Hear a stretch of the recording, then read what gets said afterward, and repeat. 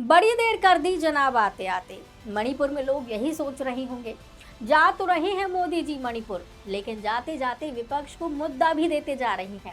मणिपुर में मई 2023 में हिंसा भड़क उठी थी। लगभग 2 साल 4 महीने बीत गए और अब जाकर प्रधानमंत्री जी को समय मिला जब मणिपुर जा रहे हैं। इस बीच राज्य ने महिलाओं के साथ अमानवीयता, अपराध, आगजनी, विस्थापन और सामुदायिक तनाव की सबसे भयावह तस्वीरें देखी। 13 सितंबर को पीएम का दौरा है। इस दौरे ने कई सवाल खड़े कर दिए। जनता का सवाल ये है कि जब लोग जल रहे थे, महिलाएं निर्वस्त्र की जा रही थी, जब बच्चे विस्थापित हो रहे थे, तब प्रधानमंत्री जी कहाँ थे? इतने लंबे समय तक चुप्पी और गैर मौजूदगी ने प्रधानमंत्री की संवेदनशीलता और तत्कालिक नेतृत्व पर भी सवाल खड़े किए। कहा जा रहा है कि प्रधानमंत्री का यह दौरा मात्र 3 घंटे का होगा। कांग्रेस और अन्य विपक्षी दल इसे लोगों का अपमान कह रही हैं। एक ऐसा राज्य जो 2.5 साल से अशांत है, वहां प्रधानमंत्री का छोटा और सीमित दौरा प्रचारात्मक और दिखावटी माना जा सकता है। आलोचक कह रहे हैं कि ये दौरा केवल कैमरे और राजनीतिक संदेश के लिए है। देर से आई चिंता केवल वोट बैंक को संभालने का प्रयास है, असल समाधान के लिए नहीं। कई राजनीतिक विशेषज्ञ मानते हैं कि ये दौरा शांति स्थापित करने से ज्यादा राजनीतिक दबाव और चुनावी गणित से जुड़ा हो सकता है। भाजपा के लिए पूर्वोत्तर की पकड़ मजबूत करना जरूरी है। मणिपुर में मैतेई और कुकी समुदाय के बीच विश्वास पूरी तरह टूट चुका है।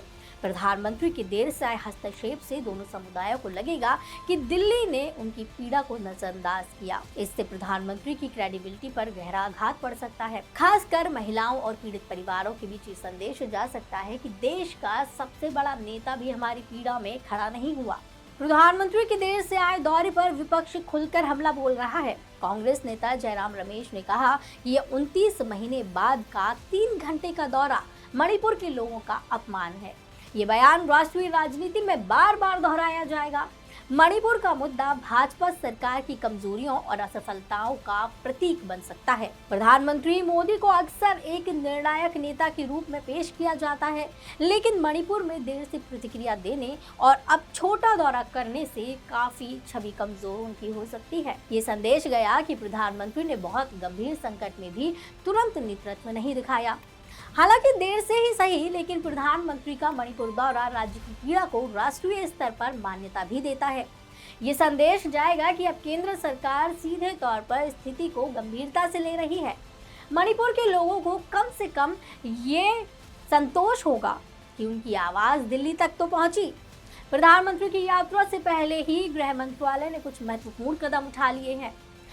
SOO यानी सस्पेंशन ऑफ ऑपरेशन समझौते का नवीनीकरण किया गया है। NH2 यानी इम्फाल दीमापुर हाईवे को खोलने का भी ऐलान कर दिया गया है।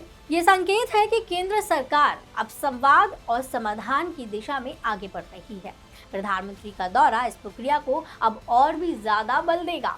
प्रधानमंत्री का दौरा इम्फाल, जो कि मैतेई बाहुल्य इलाका है, और चुराचांदपुर, जो कि कुकी बाहुल्य इलाका है, दोनों जगह प्रोग्राम है। ये संकेत है कि वो किसी एक समुदाय का पक्ष नहीं ले रहे, बल्कि दोनों को साथ लाने का प्रयास कर रहे हैं। ये संतुलित शांति बहाली के लिए अहम कदम है।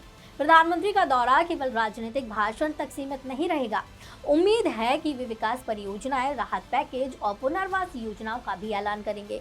सड़क, स्वास्थ्य, शिक्षा और रोजगार से जुड़े प्रोजेक्ट राज्य को स्थिरता और विकास की ओर धकेल सकते हैं। प्रधानमंत्री की उपस्थिति से राज्य प्रशासन और सुरक्षा बलों को भी ये संकेत मिलेगा कि केंद्र सरकार उनके साथ खड़ी है।